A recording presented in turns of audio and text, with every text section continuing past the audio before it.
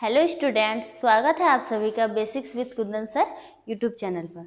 आज हम लोग 5 इम्पॉर्टेंट कैरेक्टर स्केच को डिस्कस करने वाले हैं जो 2026 एग्जाम के लिए बहुत ज़्यादा इम्पॉर्टेंट है। हर बार एग्जाम में 5 मार्क्स का कैरेक्टर स्केच पूछता ही है, प्रत्येक साल पूछता है। तो 5 मैं आप लोगों को इम्पॉर्टेंट कैरेक्टर स्केच बताऊंगी जिसमें से एक आएंगे ही आएंगे। तो चलिए देखते हैं कौन कौन से हैं। नाम बता देते। सबसे पहला है भोली, मटिल्डा, अनिल, अजेबल और हॉरेस डनबी। ये 5 कैरेक्टर स्केच है जो बहुत ज़्यादा इम्पोर्टेंट है। तो आप लोग को मैं समझा रही हूँ, आप लोग पॉज करके इसको लिख भी सकते हैं और अच्छे से समझ के याद कर लीजिएगा। देखिए, ये है भोली का कैरेक्टर स्केच, ठीक है, इसको लिख लीजिएगा। देखिए ये है भोली का कैरेक्टर स्केच। इसको आप लोग लिख लीजिए कॉपी में और मैं आप लोगों को समझा देती हूँ, अच्छे से याद कर लीजिएगा। देखिए कैरेक्टर स्केच ऑफ भोली। भोली was the central character of the story भोली। भोली जो है इस कहानी का मुख्य पात्र है। She was the 4th daughter of Ramlal. वह रामलाल की चौथी पुत्री थी। भोली के पिताजी का क्या नाम था? रामलाल। इससे बहुत सारे ऑब्जेक्टिव भी आप लोगों के क्लियर हो जाएंगे, ठीक है। बोला भोली के पिताजी का नाम था Ramlal. From her very childhood she was a slow girl. बोला बचपन से ही जो भोली थी वह एक धीमी लड़की थी, स्लो गर्ल थी। When she was 10 months old, she had fallen off the cot. और जब वो सिर्फ 10 महीने की थी वह खटिया से गिर गई थी। ड्यू टू इट, इसके कारण some parts of her brain was damage. इसके कारण उसके जो ब्रेन था, दिमाग का कुछ हिस्सा डैमेज हो गया था, क्षतिग्रस्त हो गया था। She was a backward girl. वह एक बिछड़ी लड़की थी, She could not speak till 5 years. वह 5 साल तक कुछ भी नहीं बोल पाई थी। But when she learned speaking, लेकिन वह जैसे ही बोलना सीखी, she started stammering. उन्होंने हकलाना शुरू कर दिया। जो भोली है वह 5 साल के बाद बोलना शुरू की और उसमें भी वह हकला हकला के बोलती थी, क्लियर नहीं बोल पाती थी। Therefore, इसीलिए everyone used to call भोली द सिंपलटन। इसीलिए सभी लोग उसको क्या बोलते थे? भोली द सिंपलटन, यानी कि सीधी सादी लड़की। She was attacked by the smallpox at the age of 2. उसको जब वह 2 साल की थी, है ना, तब उसे स्मॉल पॉक्स हो गया था, पूरे बॉडी में पूरा स्मॉक बॉक्स हो गया था। इसके वजह से she had pock marks on her face. इसके वजह से उसके फेस में बहुत सारे क्या होते हैं, चेचक के निशान हो गए थे, ठीक है। She was neither beautiful nor intelligent. वह ना ही सुंदर थी और ना ही इंटेलिजेंट थी, ना ही तेज थी। उसको तो वह तो पहले 10 महीने की थी तब खटिया से गिर गई थी, जिसके कारण उसका डैमेज हो गया था ब्रेन। तो ब्रेन डैमेज होने के कारण वह इंटेलिजेंट नहीं रही और क्या बोलते हैं स्मॉल पॉक्स होने की वजह से उसके पूरे फेस में पॉक मार्क्स हो गया था, जिसके वजह से वो बदसूरत हो गई, ठीक है। Bholi's father Ramlal fixed her marriage with Vishambar. तो देखिए भोली के पिताजी जो है उसका शादी विशंभर से फिक्स्ड कर दिया था। किससे? विशंभर से। ही वॉज अ रिच मैन। वह एक अमीर आदमी था। He had his own shop and house. उसका एक अपना घर था और दुकान भी था, अपना किराने का दुकान भी था। He was an old man. लेकिन वह एक बूढ़ा आदमी था। But भोली refused to marry with him. लेकिन उन्होंने विशंभर से शादी के लिए इनकार कर दिया because he demanded 5,000 rupees as dowry. देखिए भोली के पिताजी ने भोली का शादी जो है विशंभर के साथ फिक्स कर दिया। तो भोली ने कुछ नहीं कहा, भोली ने शादी करने के लिए इनकार नहीं किया। बट भोली ने तब शादी के लिए इनकार कर दिया जब विशंभर ने 5,000 रुपीज भोली के पिताजी से एज अ डोरी यानी दहेज के रूप में मांगा, तब उन्होंने शादी के लिए इनकार कर दिया। ही वॉज अ ग्रीडी पर्सन। वह एक बहुत लालची आदमी था। विशंभर जो था वह एक बहुत लालची आदमी था। Bholi did not like to marry such a person who demands dowry. Bholi को इस तरह का आदमी बिल्कुल पसंद नहीं था जो क्या करता हो, डोरी यानी दहेज की मांग करता हो, ऐसे आदमी से उसे शादी करना बिल्कुल भी पसंद नहीं था। At last Bholi decided to look after her parents in their old age. Last में उन्होंने डिसाइड किया कि मैं इस लालची से शादी नहीं करूंगी और मैं यहीं रहूंगी अपने माता पिता के पास, और जब वो लोग बूढ़े हो जाएंगे तब मैं उनका देख रेख करूंगी। She wanted to teach in the same school where she learned so much.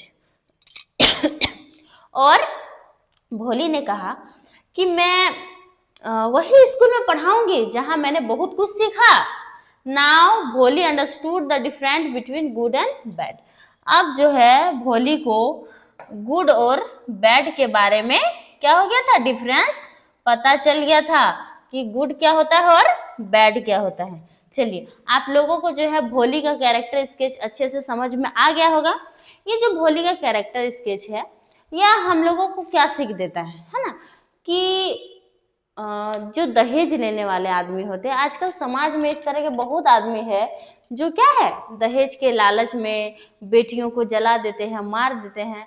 तो अपने आप को ये सब आदमियों से बचाना है, इन सब आदमियों से बचाना है। देखिए, भोली के पिताजी ने उसका शादी एक बूढ़े आदमी से कर दिया जिसका पहले से शादी हो चुका था, जिसके बच्चे थे, लेकिन इन्होंने फिर भी इनकार नहीं किया। लेकिन जब पैसे की मांग की तब इन्होंने इनकार कर दिया। चलिए, अब नेक्स्ट देखते हैं कैरेक्टर स्केच ऑफ अनिल। अब अनिल का कैरेक्टर स्केच को देखते हैं। ये जो है कौन सा चैप्टर से है, द थीफ स्टोरी। ठीक है, देखिए हमेशा कैरेक्टर स्केच जो होता है वो फुटप्रिंट विदाउट फिट वही बुक से आते हैं। ठीक है, हिच फर्स्ट फ्लाइट से नहीं आते हैं। तो देखिए character sketch of Anil. Anil के चरित्र का चित्रण करें। देखिए आप लोग अच्छे से इसको पॉज करके लिख सकते हैं, है ना। हर एक कैरेक्टर स्केच को पॉज करके लिख लीजिएगा ताकि याद करने में आसानी होगा। Anil is a central character in the story. Anil जो है इस कहानी का मुख्य पात्र है। He is 25 years old. वह मात्र 25 साल के हैं। He is a tall and lean follow. वह एक लंबा सा आदमी है और पतला दुबला। He is a man of simple hearted. वह बिल्कुल सीधा साधा, मैन ऑफ सिंपल हार्टेड का मतलब है कि वह बहुत सीधा साधा आदमी है। ही राइट्स फॉर मैगजीन्स। वह मैगजीन्स लिखता है। Therefore his income is not regular। इसलिए उनका जो इनकम है, आय है, वो बिल्कुल रेगुलर नहीं है। नॉट रेगुलर एंड सर्टेन, कोई फिक्स नहीं है। कभी भी पैसे आते हैं, कम आते हैं, ज्यादा आते हैं। ठीक है। He lives alone in the room. वह अपने रूम में बिल्कुल अकेला रहता है। He is fond of watching wrestling. उसे जो है रेस्टलिंग यानी मुक्केबाजी देखने का शौक है। ही कुक्स हिमसेल्फ। वो खुद से खाना बनाता है अपने लिए। He is a man of trusting nature.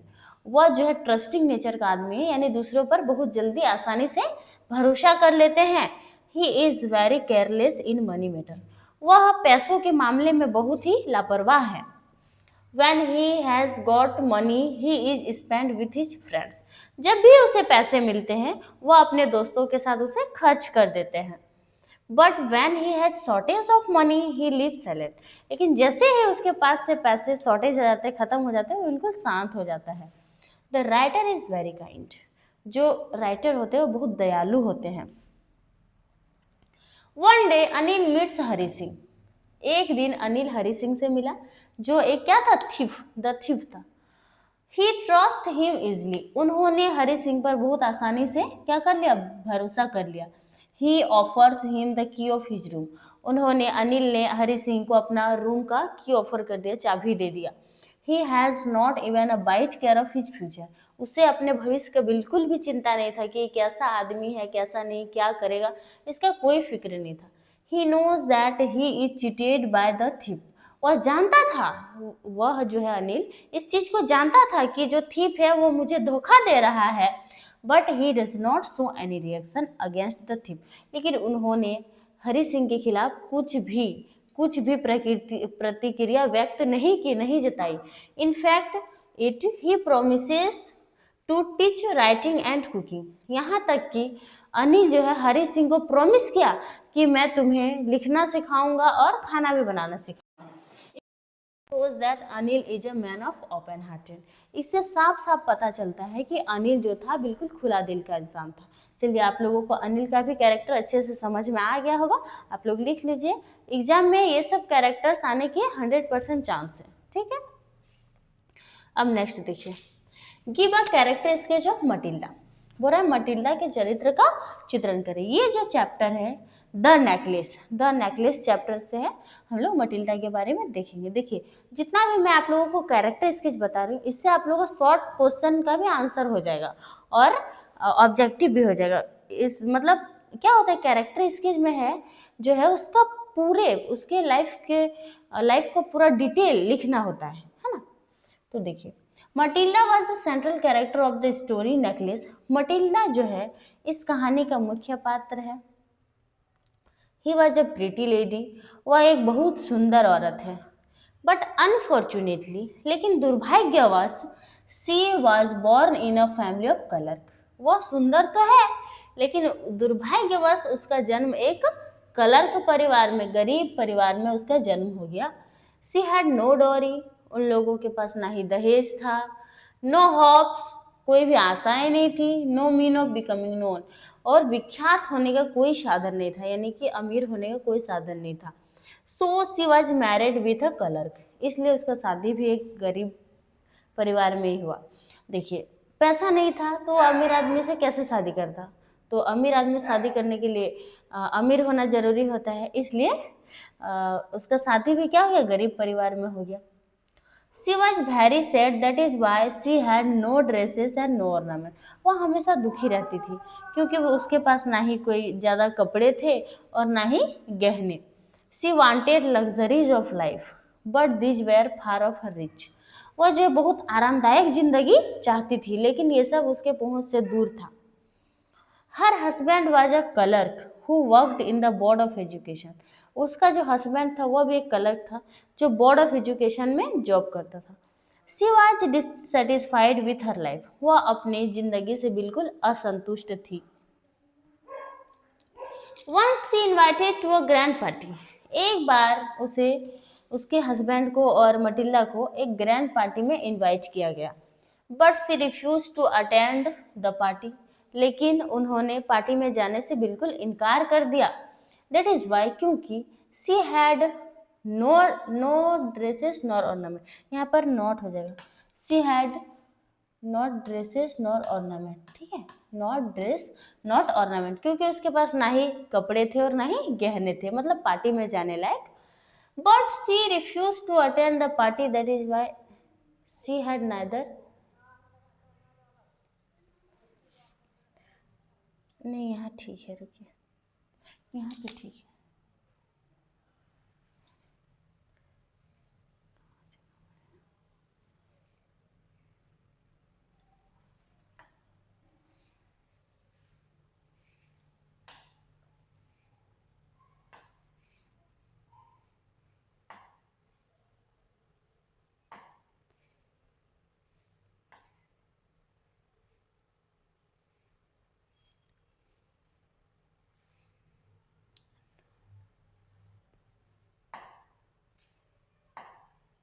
चलिए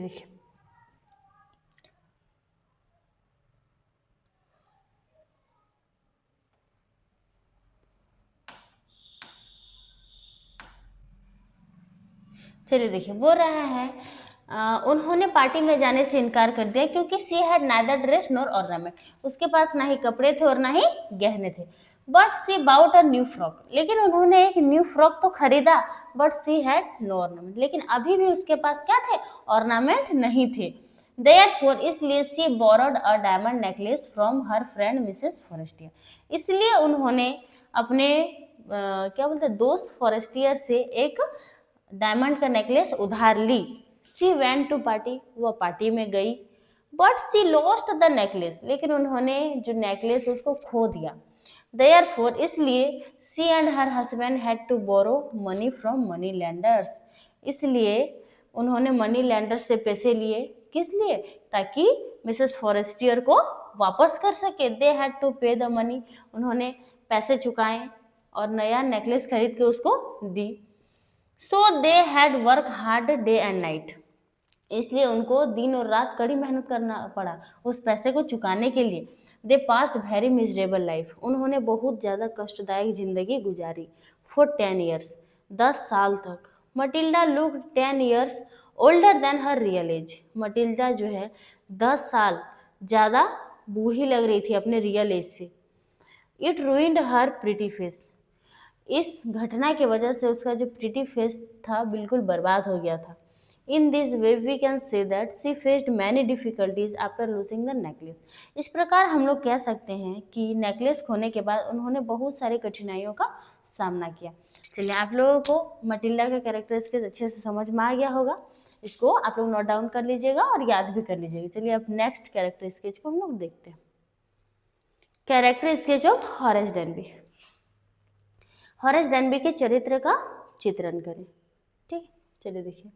Horace Denby was a central character of the story a question of trust. ये क्वेश्चन ऑफ ट्रस्ट का क्या है,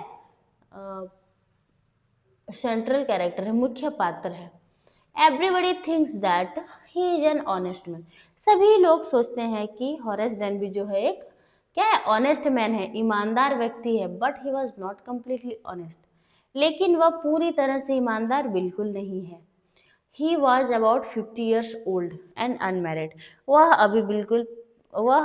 लगभग 50 साल का है और अनमैरिड है, मतलब शादी नहीं हुआ है। He used to make locks, वह ताला बनाने का काम करता है। He was very successful in his business, वह अपने बिजनेस में बिल्कुल सफल है। He planned his work very carefully, वह अपने जो वर्क होता है, काम का जो प्लान करता है, बहुत सावधानी से करता है। He was fond of reading rare and expensive books, उसे दुर्लभ किताबें और महंगी किताबें पढ़ने का बहुत ज़्यादा क्या शौक है। Therefore he robbed a safe once in a year, इसीलिए वह साल में एक बार किसी भी तिजोरी को लूटता है। And he was very alert in his work, और वह अपने काम में बिल्कुल क्या होता है, सावधान रहता है। Therefore he was never caught, इसीलिए वह कभी नहीं पकड़ाता। वन डे, एक दिन, when he went to sort our Grange to rob, एक दिन जब वह sort our Grange चोरी करने यानी कि लूटने के लिए गया, a young smart lady came to him, एक मतलब युवा औरत वहाँ पर आई हुई थी। Then he thought that she was the wife of the owner, तब उन्होंने सोचा कि ये जो है इस घर का मालकिन है। She asked him to open the safe for her because she had forgotten the number to open. उन्होंने, उस औरत ने हॉरेस डेनबी से कहा कि आप इस तिजोरी को खोल दीजिएगा, मैं इसका नंबर भूल गई हूँ। इट हॉरेस ट्रस्टेड हर, इस बात पर हॉरेस डेनबी ने भरोसा कर लिया। He open the safe without gloves, उन्होंने सेफ को यानी कि तिजोरी को तो खोल दिया बिना कोई ग्लव्स पहने। So his finger prints left over there, तब उसका फिंगर प्रिंट उस लॉक पर आ गया। आफ्टर 2 days, 2 दिनों के बाद, he was arrested by the police, 2 दिन के बाद जो हॉरेस डेनबी है वह अरेस्ट हो गया, पुलिस ने उसे अरेस्ट कर लिया। He had to go to jail, वह जेल चला गया। Thanks to the young smart lady, यानी यंग स्मार्ट लेडी की वजह से। ठीक है, चलिए ये आप लोग को समझ में आ गया होगा। अब नेक्स्ट है कैरेक्टर स्केच ऑफ ऑजेबल। ऑजेबल का कैरेक्टर स्केच देखिए, यह जो है मिडनाइट विजिटर चैप्टर से। Give a character sketch of ऑजेबल, ऑजेबल के चरित्र का चित्रण करें। ऑजेबल is a central character of the story the midnight visitor, ऑजेबल जो है इस कहानी का मुख्य पात्र है। He was a secret agent, वह एक सीक्रेट एजेंट था। ही वॉज वेरी फैट, वह बहुत मोटा था। His accent was not proper, उसका जो भाषा था बिल्कुल प्रॉपर नहीं था। So he used to speak French and German language, इसलिए वह फ्रेंच और जर्मन लैंग्वेज बोलता था। His mind was very active, उसका दिमाग बहुत एक्टिव था, बहुत ही सक्रिय था।